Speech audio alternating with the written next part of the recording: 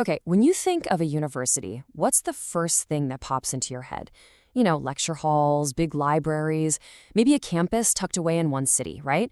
Well, today we're going to look at an institution that totally blows that definition out of the water, one that stretches across continents and all sorts of disciplines.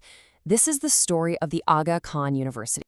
So let's just kick things off with a pretty wild question. What if a university was more?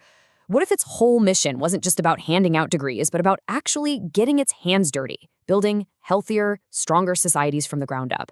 I mean, really think about that, because that's the core idea we're digging into today. It's the very question Aga Khan University was built to answer. All right, so to really get what makes this place tick, we've got to start with its mission, its core identity. Because with Aga Khan University, it's not just about the classes they offer, it's about what it fundamentally is. Let's break that down. So here's the thing you have to understand.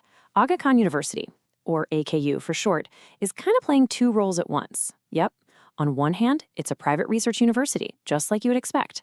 But, and this is the key part, it's also an agency of a much bigger organization, the Aga Khan Development Network. What does that mean? It means everything they do in education is directly plugged into real-world development work. We're talking health, culture, economics. They're not separate things. They're two sides of the exact same coin.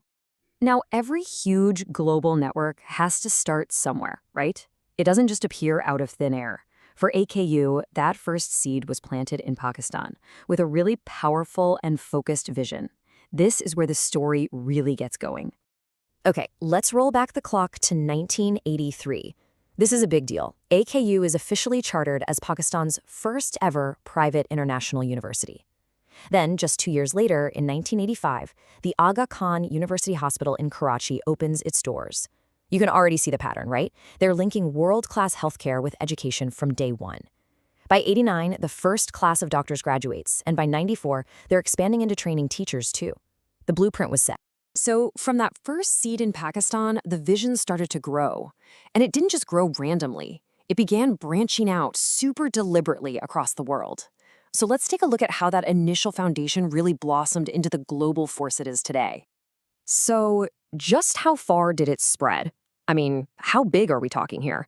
Well, today, AKU has a major presence on, get this, 3 different continents. Yeah, that one campus in Karachi, that was just the starting line. And here's a look at that global footprint. You've got its home base in Pakistan, of course. Then it's all across East Africa, Kenya, Tanzania, Uganda, then all the way over to the United Kingdom, and even programs in Afghanistan. This isn't just about planting flags. It's a real international network.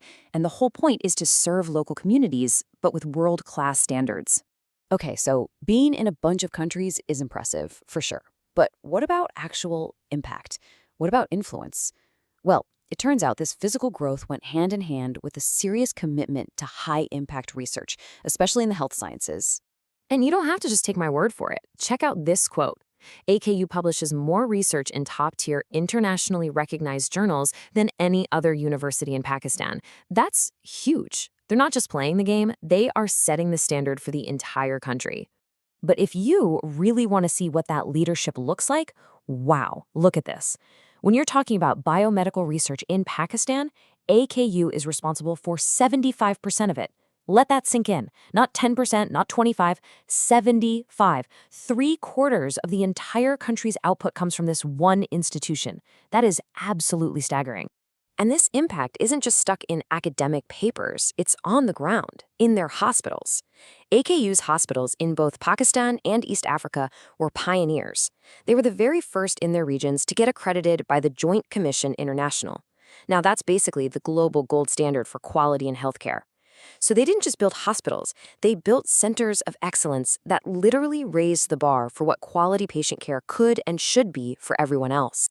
So you've built this incredible foundation in health and education. You've got this huge impact. Where do you go from there? Well, you evolve. You start looking to the future, thinking about how to create leaders not just in medicine or teaching, but across, well, pretty much every field you can think of. And this slide just lays it out perfectly. Look at the original focus. Health sciences, nursing, teacher education. Super important, right? That was the foundation. But look at the expanded mission today. arts and sciences, media and communications, the study of Muslim cultures. It's a huge shift. They're broadening their horizons because they know that solving the world's biggest problems takes more than just doctors and teachers. You need artists, journalists, historians, the whole shebang. And this global network is powered by these really cool specialized institutes. Like over in London, you've got the Institute for the Study of Muslim Civilizations.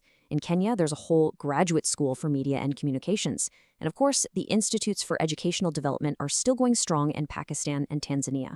Each one is like a specialized think tank, a hub of expertise, all feeding into this larger global mission. And that brings us right back to where we started. You have this university that began with a very specific vision for health and education in one country, and it grew into this massive, multi-continental network for knowledge. So the real question to leave you with is this: how does one university's vision, when it's so deeply tied to a hands-on mission of development, end up shaping leaders not just for one community, but for the entire globe? Now that's something to think about.